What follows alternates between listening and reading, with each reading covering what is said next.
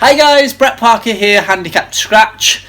Today I'm going to be doing another lesson with Dan Whittaker. I'm going to do it slightly different though, so I'm actually going to show you the video that he made for me after last week's lesson. It was focusing specifically on wedges, kind of getting that into gear coming into the new season. So let's take a look at that and have a look at the points that he made in the video. Okay mate, so what we've been working at tonight is trying to make sure that you are controlling the motion with your chest. So on the way back though, trying to get you make sure your hips are turning a little bit, so your hands are now in line with the sternum at halfway back right here. Centre the hands in line with the sternum and the right hips turn back. Then on the way through you're going to make sure the chest starts to rotate but then pushes up to the sky. So once it's pushing up to the sky on the way through on the front view here, see that chest starts to work up and to the left. And then what that does is that carries the loft through. You carry on making sure you are rotating around that front foot. So it's going around this in this direction, never letting the head go back to the right. If it does that, that will shift the low point backwards here. And that was what will affect strike the most. Okay, so I've been working on those points at the range now. I've been working on it all week. I've been working on trying to get that left shoulder clear, trying to get my hands through, trying to not let my left shoulder go towards the target, all the things Dan talks about in that video. One thing I am noticing though is that I'm actually getting a strike pattern on the heel. Now, I'm not sure what's causing this. The negative, now it's consistent, that is the thing, but the negative to it is I do shank a few, and I have been shanking a few, so I need to figure out why it's so much in the heel. It's very, very much in the heel. Like I said, if it can stay in the heel for all I care, but it can't have that tendency to shank it now and again. So I definitely need to get that fixed, get it more towards the centre of the club, so that then it comes back to the heel as opposed to being in the heel then going to a shank. So I'm going to lesson tonight with Dan. I'm going to take you along. I'm going to put Dan on the spot again and ask him a question about why is it coming out the heel and what's the fix for it? Is it okay? Is it something I should be concerned about? And so on and so forth. So fingers crossed there's been lots of improvements tonight, and fingers crossed my wedge game improves as we go through. So stay with me. I'll speak to you again at Dan's studio.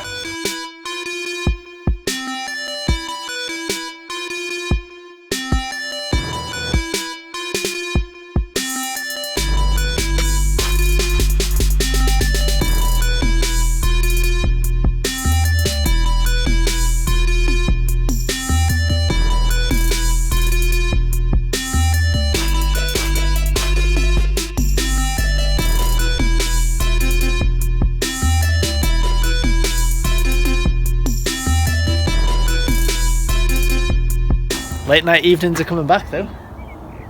It's now 6:45. The sun's gone down, but I could still practice in this quite easy. So this weekend is the 26th of March, Mother's Day. That's when the clocks go back. No, they don't, they go forward. And then we'll have loads of light. So light will be going down around about 7:30 as of Sunday, and then just progressively getting later and later and later, which is amazing for all golfers in the UK because we get to play it after work. For everyone that hasn't seen my video, I have got a new job now. Thank you to everyone that has subscribed, everyone that's commented. So many people offered to help and obviously look for work and things like that, and I can't thank you guys enough.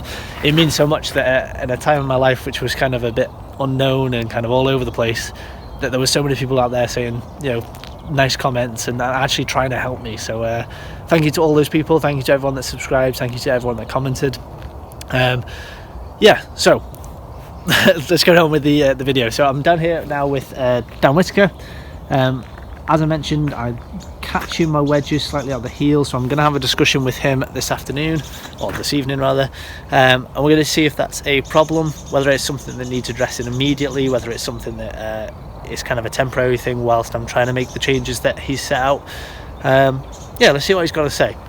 It's going to be interesting because I'm going to put him on the spot again. Hope, fingers crossed, he has an answer.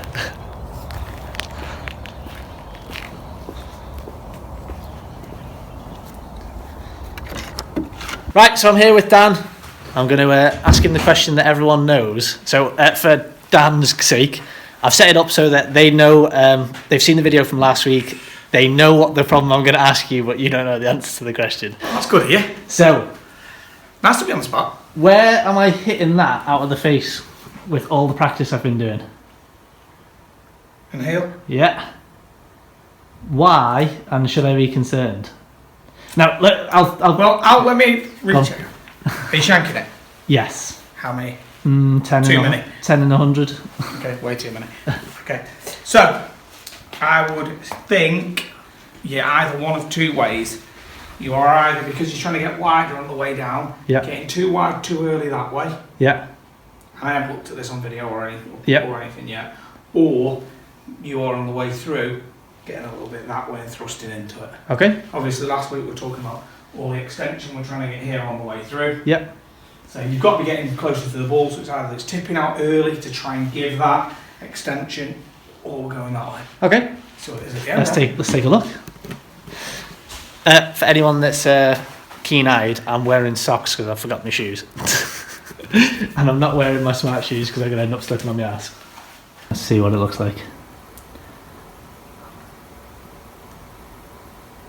I'm not moving as much towards the ball with my shoulders.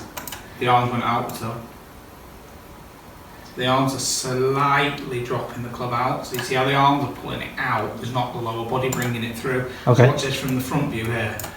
What you'll see is there isn't the lower body bringing you through. See, the lower body's not really moving laterally. Yeah. Towards the target, you mean? Yes. Yeah. So therefore the club's going out to the ball with just the arms, which was my first thought. Yeah. And that's why you necked it. Wow. And you can see now how to recover that, you're hanging back. So you've got the shape to your body that we want. Yeah. But that lower body hasn't gone forwards enough in this direction. And if it goes forwards in that direction, then you can climb the wall. So you aren't going like this. You're not going that way and up. Yeah. Instead, you're going out, and then because you tip it out, then you're trying to go up. You're like that, so you're almost backwards. Yeah. So if I get my body forward, then the club face. Well, if you go get the body forward, okay. If you get the body forwards, you delay the club head a little. Yeah. If you get the arms out, you throw the club head outwards. Yeah. Which is why it's leaning itself towards the heel a little. So get a lower body forwards and then upwards, and you'll be way more in the middle. Okay, so I'm getting away with it most of the time, hitting it out the heel, but then occasionally when my hands really do. When they go out way too much, or you try and go that way but go backwards. Yeah. So out and back. Yeah.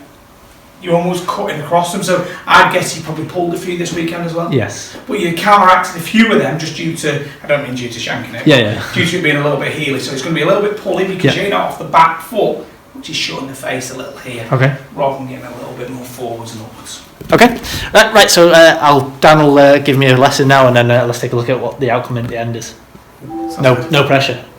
Okay, right, really good lesson today, mate. So what we've been working at is from this front view here, from that top of the backswing, is trying to make sure that pelvis moves forwards first in that transition, so it is getting forwards this way, because obviously it was starting down with the arms. We can see that pelvis is sliding, head staying nice and back, then that left side's getting nice and long, hands are in line with the sternum. If you start getting a few off the toe, just keep an eye on it and make sure then that the arms are coming through wide enough.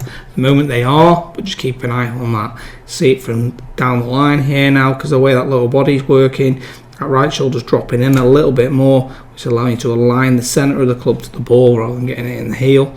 On the way through here, we're getting a lot more extension, arms and body matching really nicely on that way through. Everything is paced through the ball really well together. Right, that's the end of the lesson. Thank you very much for Dan for putting him on the spot and answering very well. Pleasure, mate.